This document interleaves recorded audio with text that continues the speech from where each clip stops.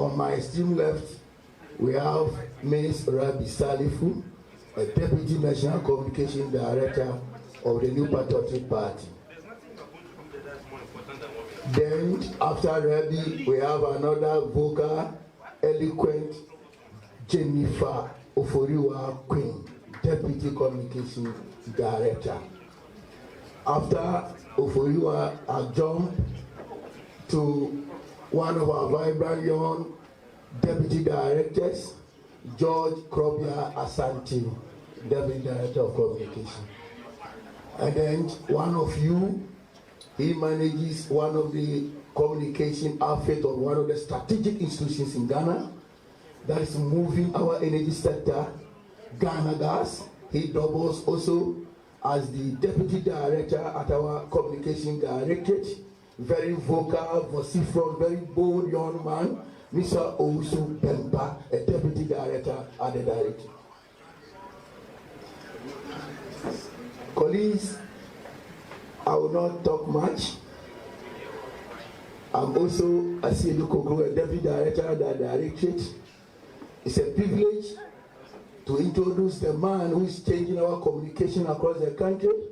Very affable, very eloquent, very intelligent man, Mr. Richard Ahiagbah, our National Communication Director. He will be addressing you this afternoon. Director, welcome.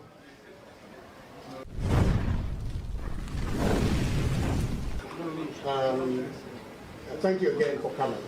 Today's meeting marks the first in a series of bi-weekly press updates the Communication Directorate has planned to give this year, 2023.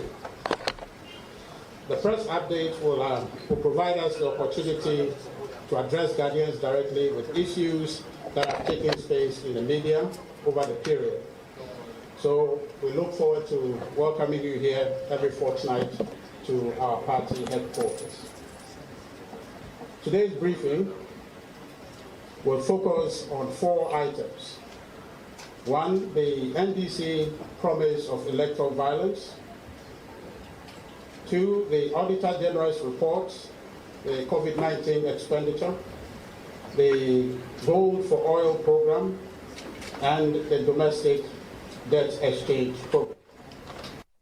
I begin with the rather disturbing promise of the NDC to wreak violence in 2024. Friends from the media, there is a video circulating on social media in which the Swami youth organizer of the NDC boldly outdoors the NDC's violent plot to engage the 2024 general elections. And if the video is available, I think they can key it for us to watch.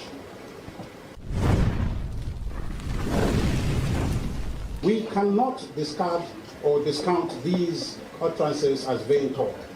This individual you just heard is coherent. It clearly appears that he knows what he's saying and understands what he's saying and knows what outcome he's expecting. It is dangerous, to put it mildly.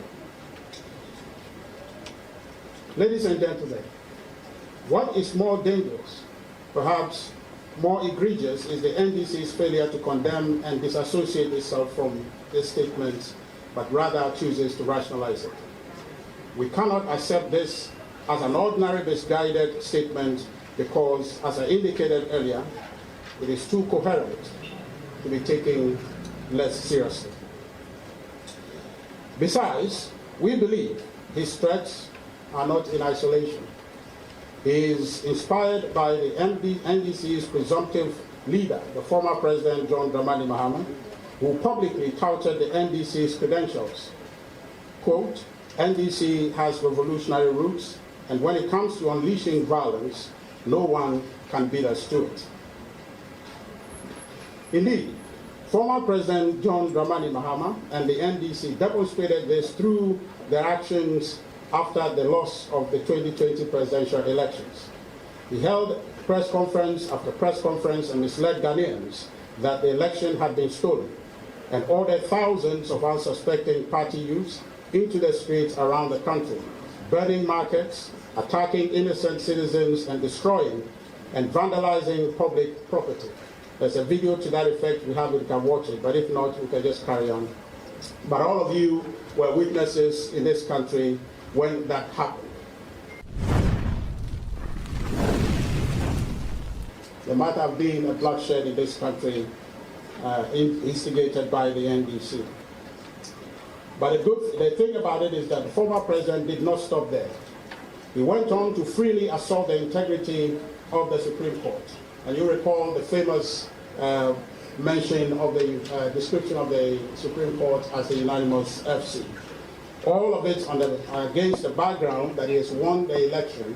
But what we know now, ladies and gentlemen, we have been told by the NDC chairman, then the General Secretary, Mr. Asedu Nketia, that the NDC knew all this time that the former President John Dramani Mahama had lost the election and that the NDC had lost the election. They knew this all along, but they wanted King Solomon to cut the baby into two. Remember the Muntie 3. When they were jailed, we're all in this country, the NDC ministers lined up and signed a petition for the former president to pardon them. This is a party whose leaders oversaw the slaughter of 3 judges and a military officer in 1982. Ladies and gentlemen, we believe this about the NDC, that the statement that the youth organizer made is not in isolation, or did he misspoke. He is clear-eyed about what he was saying. His remarks reflect the culture and ethos of the NDC. We expect the police and the courts to bring the Swami youth organizer to justice very quickly to deter others who might be harboring similar violent and delinquent thoughts in the NDC. We demand the NDC to unreservedly disavow, disassociate, and expel this young man from their party without delay. That's the only point you can begin to take the NDC seriously about this comments that the young man has made, as though that they are not shielding him and they really want to discourage such commentary in our politics. Nothing short of this, ladies and gentlemen, will suffice. Now we'll move to our next subject for today. That is about the Auditor General's report and matters arising. The Auditor General's report on the COVID-19 expenditure between March 2020 to June 2022 raised key issues of concern. 2 of such issues: it creates a false impression of wrongdoing concerning the expenditure of some 10 billion of the COVID funds on activities unrelated to COVID-19. It also flagged some infractions to do with the 11.8 billion supposedly spent on COVID-19 activities. Friends from the media, COVID-19 impacted the entire economy. We all lived through it.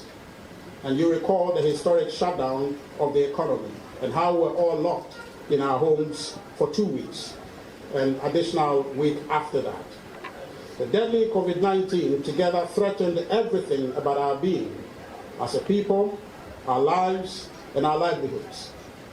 The funding sources for the COVID-19 response fund did not stipulate what direct activities to spend the monies on, except to state that it is for budget support and for COVID-19 preparedness and response support.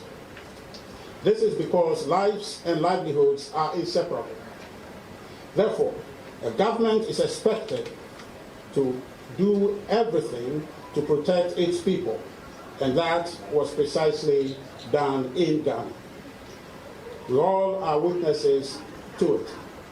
Friends from the media, you recall the globally acclaimed view of President Akufo-Addo, which says that we know how to bring back the economy, but we do not know how to bring human beings back to life. In essence, the President Akufo-Addo at the time was committing his government to do whatever it took to preserve lives and livelihoods. The lives and livelihoods of Ghanaians are inextricably linked. Therefore, there cannot be any unrelated expenditure in terms of trying to protect the livelihoods and lives of Ghanaians under COVID-19. This is why we find it confounding that the Auditor General will elect to disaggregate the expenditure of 21.8 billion COVID fund into saying that some is for COVID expenditure and another is not for COVID expenditure. In our view, all expenditure during the period aimed at protecting Ghanaians, our lives and our livelihoods equals COVID-19 expenditure. The infraction flag in respect of the 11.8 billion must be pursued and recovered where wrongdoings are established. However, we observe some audit protocol breaches in the case of some MDAs, which has led to some expenditures being flagged. It is important to highlight these procedure breaches because failure to do so sustains the false impression that was created as though something wrong had been done.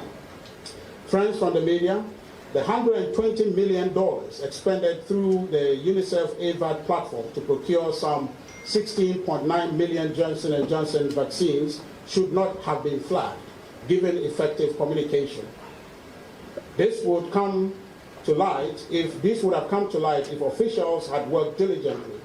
As it turned out, the Ministry of Health has agreed to a delivery schedule tied to the domestic uptake of the vaccine. Therefore, the $81 million flagged by the auditors is not lost to the state, and everybody knows that. The infraction cited against the Ministry of Information, which the NDC appears to be happy on, is a product of a breach of the regular audit procedure. Ideally, the audit service would typically organize an exit conference to discuss their findings and allow the agency the opportunity to clarify where necessary. However, this was not done. In a letter by the Minister of Information to the auditors, they detailed the explanations to justify the basis for that expenditure to the audit. But now the truth would not matter because the NDC has taken off already with this false impression that something had been done wrong in that case, when indeed it was a question of breach of procedure. At least, ladies and gentlemen, you know today, and so you can correct the NDC when they make those false claims in your studios. Friends from the media, what is the NDC saying about the Auditor General's report and the infractions thereof? What is their record in this arena? Let's cast our mind back to the 2016 Auditor General's report under former John Dramani Mahama, where the auditors found rocks of incomparable magnitude. Let me just name a few for your attention. There was one flag, the payment outside gift mix. The review of Government of Ghana transactions, sampled and validated by the Auditor General's report in 2016, showed that the Ministry of Finance released a total of 56.4 million to the Electoral Commission and the Ministry of Youth and Sports. So the total amount of 56.4 million was split between the two ministries, about 29.9 million to the Electoral Commission, 26.43 million to the Ministry of Youth and Sports. And the two ministries processed this amount and paid them to their suppliers outside of the GiveMix platform, contrary to Section 25(6) of the PFMA Act. Section 25, Section 6, Section 25(6) of the PFMA Act requires that all government of Ghana commitments are captured and processed on the GiveMix platform without exception. Overspending of budget allocation without approval. The NDC in 2016 auditors report, the financial statement also disclosed that 3 MDAs, namely the Ghana Education Service, exceeded its budget allocation by 1.7 billion. The Ghana Health Service also exceeded its budget by 385.1 million. The Ministry of Finance exceeded its allocated budget by 33.5 million. And ladies and gentlemen, this is the big one. A 1,245% increase in Office of Government Machinery expenditure. In 2016, the initial allotted government budget of the Office of Government Machinery was 768.2 million. This was a budget estimate in 2016 for the Office of Government Machinery. However, a revised budget in the same year, mid-year, saw the initial allotted amount, which was 768.2 million, rose to 3 billion half year. From 762.2 million, the NDC revised its budget on government machinery to 3 billion in 2016. Furthermore, the 2016 auditor's report on pages 21 and 22 revealed the revised amount of 3 billion was overspent again by 3.1 billion, bringing the total amount spent on Office of Government Machinery in 2016 alone to 6,103,994,114 cedis. This is the NDC record. What makes these NDC infractions baffling is that they did not occur in an emergency, where they had to choose between life and death, as in the case of COVID-19 expenditure. Ladies and gentlemen, this is the record the NDC has, and we have not forgotten that, and I'm sure Ghana has not forgotten it. I plead with you in the media to try and press the NDC, ask the NDC to make examinable commitments for us all to discuss what their ideas are on the way forward. Our next topic is the Gold for Oil program. Ladies and gentlemen of the media, as you may be aware, the Gold for Oil program is a landmark policy initiative by the government to support the import of petroleum products using the Bank of Ghana Gold Purchase Program. It is designed to ease the constant pressure on the city and help lower the price of petroleum products for Ghanaians. The Gold for Oil program has positive implications because a stable city means stable prices and lower cost of living for Ghanaians. We commend the Vice President, Dr. Mahamudu Bawumia, and all the agencies working to implement this initiative.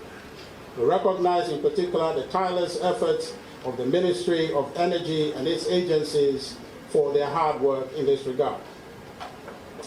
The Gold for Oil program is an excellent initiative, as you know, but because the NDC as a political party exists in Ghana, we cannot take anything for granted. They have raised some questions about the mode of transactions. Friends, there are 2 modes of transacting under the Gold for Oil program: barter and the broker route. Under the barter channel, Bank of Ghana will provide an equivalent volume of gold suppliers willing to accept gold in direct exchange for petroleum products. The bank and the international oil trading companies must open gold metal accounts in a mutually agreed upon gold refinery for the gold transfer. Under the broker channel, Bank of Ghana enters a gold supply agreement in which it sells gold to a gold broker for a forex cover to pay for petroleum products. So these are the two means of transacting under the gold for oil program. And perhaps during question time, if there's any question along that, we can explain. But this is a straightforward proposition that we want to use our natural resources to get gold. Much like the oil countries, oil extracting countries, they have natural resources, and their natural resources is their oil. We have gold, so we want to trade that and get oil, and they want gold, we give them gold. But incidentally, there are companies who do not have a capacity or do not want to have the gold transaction directly. So the initiative imagined a way where we can have a broker then trade the gold and give them the forex so we can get our oil. I think this is a straightforward common sense arrangement, and how anybody don't understand is beyond me. The gold broker then purchases the gold, as I was saying, and deposits the proceeds in the gold holding account of the Bank of Ghana for the transaction to happen. On receipt of the final invoice from BOST, Bank of Ghana transfers the fund from the gold holding account to an escrow account to pay for the petroleum shipment. So when you hear that we paid money to collect it, it's not like money moved from the vault of Bank of Ghana to go and pay, but it is through the transaction of gold through the broker to be able to get the forex to pay for it. And that's as simple, and I'm sure you understand that the NDC, being what they are, would not understand if the thing is clear as day. Ladies and gentlemen, we have received the shipments, and I'm sure you are aware, a shipment of about 41,000 metric tons of diesel, which is about 10% of our monthly requirements. Officials working on this program have projected a supply of up to 200 metric tons by March. That will be about 50% of our monthly needs. So, I plead with you, ladies and gentlemen, through you, to educate and inform Ghanaians to disregard the NDC's dumping on this very great initiative that has real positive implications for our country, for our lives, and for our economy. Finally, let's consider the domestic debt exchange program. On December 5th, 2022, the government of Ghana announced the voluntary domestic debt exchange program as a debt sustainability measure to exchange about 137 billion worth of government bonds, ESLA PLC bonds, and Dachi Trust PLC bonds for a package of 12 new bonds which are currently being issued. My friends, the debt exchange is an invitation by the government for eligible bondholders to participate in a bond swap voluntarily.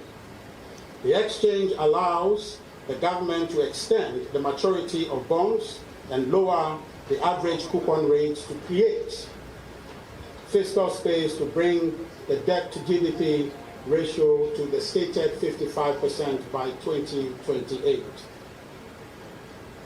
The government had acknowledged the difficulties of this inevitable debt operation necessary to bring our debts to sustainable levels.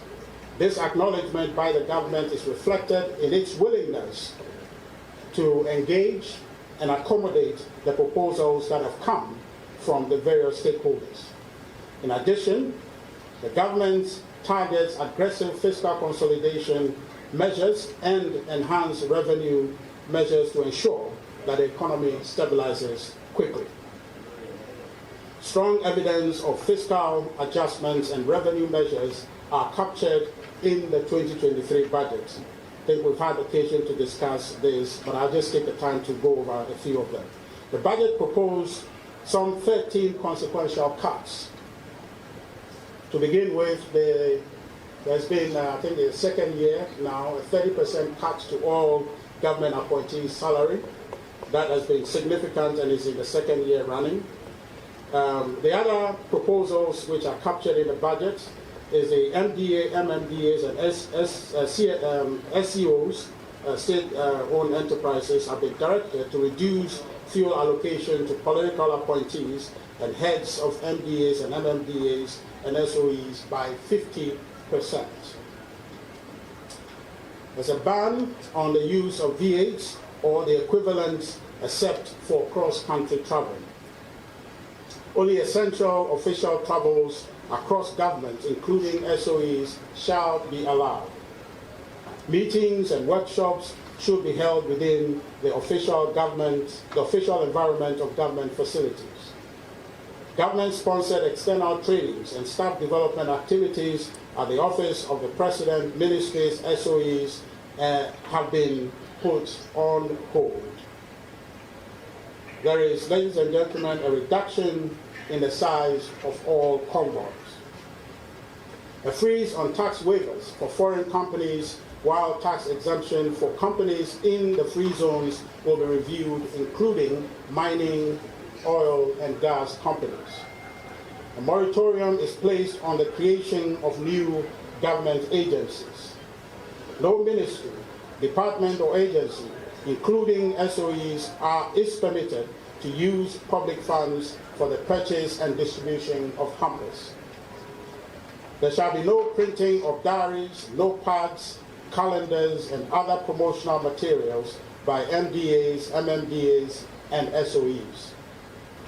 All non-critical projects that can wait for a year have been suspended. Expunge ghost names from payroll through periodic payroll audits and link Ghana Card to payroll. A moratorium on bonus payments for SOEs and SOEs that post losses in the year for which the bonus applies. These measures, ladies and gentlemen, will positively impact the deficits for the fiscal year in question and subsequently.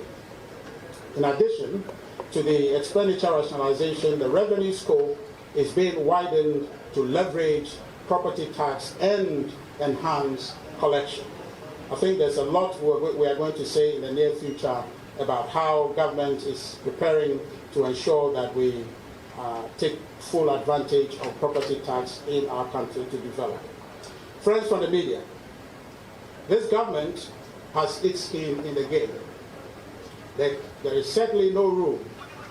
There is certainly room to canvass for government to deepen the quality of public expenditure, but it cannot be said that this government has not stepped up to the plate. Our sincere plea is that Ghanaians would continue to support this government because we have demonstrated that we can regenerate this economy from collapse. Certainly, you recall the record turnaround of the poor economy this government inherited from the NDC in 2017, an economy that was growing measly at 3.4%. The NPP record, which I'm sure you're aware, but I just remind you for purposes of record, grew on average 7% for 3 consecutive fiscal years. That is 2017, 8.2% GDP, 2018, 6.5 GDP, 2019, 6.6 GDP. And you will agree with me, the only thing that has changed, the only reason we're here today as a country is because in 2020, COVID-19 happened. Anybody who tells you otherwise, and I'm sure the NDC has been creating this environment in your studios to say that, why are we always referring to COVID-19? If you look at the numbers I just mentioned, and you can do the calculation and tell me, if nothing had happened, if COVID didn't happen, looking at the trend we have established in 3 years, the only thing you can come to, the only conclusion you will come to is that 2020 would also have posted a growth in this economy. This is the record, ladies and gentlemen, we pray Ghanaians will have confidence in and continue to support this government to deliver. The NDC has no record of improving our economy. From when this Fourth Republic starts, it always has been that the NDC will dump the economy, the NPP will come and resurrect the economy, and then they will be seeking for occasion to come and dump it back again. And you know, as we speak, they don't have any solutions to offer. They talk, and all they say is to blame, and oftentimes will discount that real things are happening in this world that are impacting our economy, for which reason we have these difficulties. And so what that tells you, that if they don't understand what is happening in the environment, they cannot formulate a solution to solve the problem. The NDC always, ladies and gentlemen, will kick the can down the road and wait for the NPP to win power and fix it. For example, in 2016, before we came into power again, you remember the NDC inherited a very buoyant financial sector. There was a time in this country under President Kufuor, before NDC came, banks and financial services will be chasing people for loans. But by the time the NDC finished their work, it was almost impossible to get a loan because the interest rates were so high, and they had actually undermined the regulatory capacity of the Bank of Ghana to be able to make sure that the banking sector thrived and grew. The NDC collapsed the banking sector, and created a false sense for the actors in the banking sector that government will always be available to provide liquidity support. That was what they were doing. They collapsed it, and they were papering over it by throwing Bank of Ghana money at them in liquidity support to keep it going until the NPP came, and we had to take the decisive decision to ensure that we fix it permanently, not only for ourselves, but for our posterity. The NDC's only hope for winning the 2024 election is to pray for more bad news for Ghana. And I recall chancing upon a tweet by the communication officer, my brother Sami Jemfi, saying or signaling a Reuters post that there is more economic bad news for Ghana. This is what they are posting. This is what they wish for Ghana. They wish that there will be more bad news, and on that they can rise to power. And I want to encourage Ghanaians in appealing that right now the difficulty we're in should not determine how we make our choice in 2024. Let's consider the credit that this government has brought to this country by resurrecting the dead economy that the NDC left behind, and make a bold decision to stick with the NPP on account of our record, on account of what we have done in this country to help Ghana's economy grow.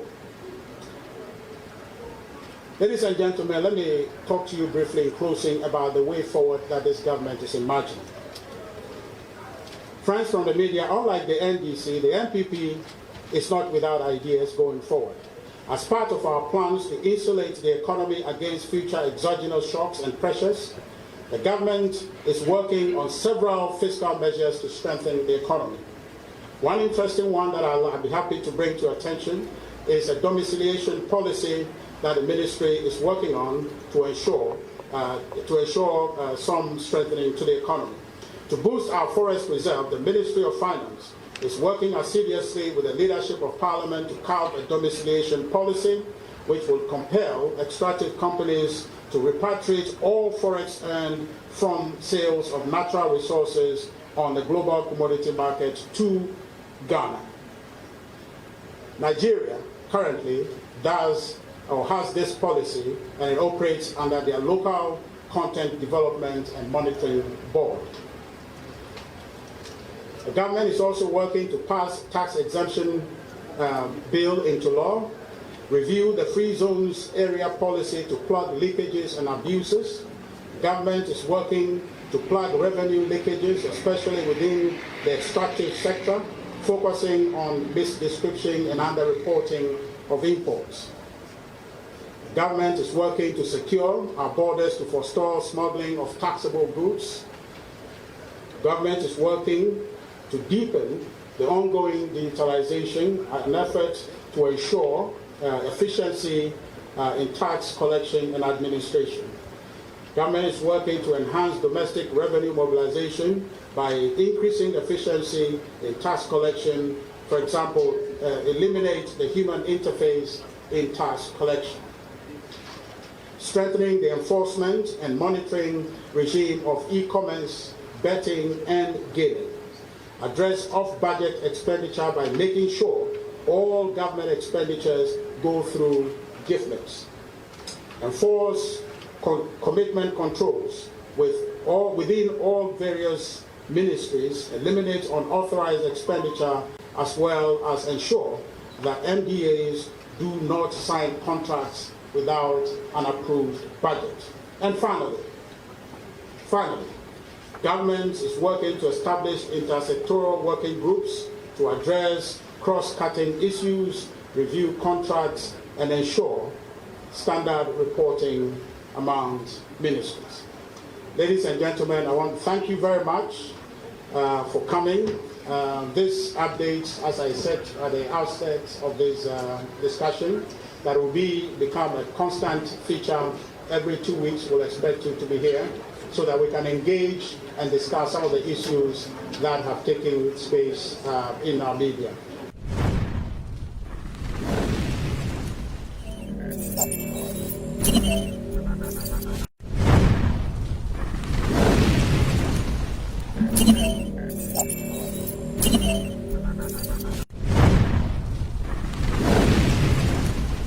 Thank you.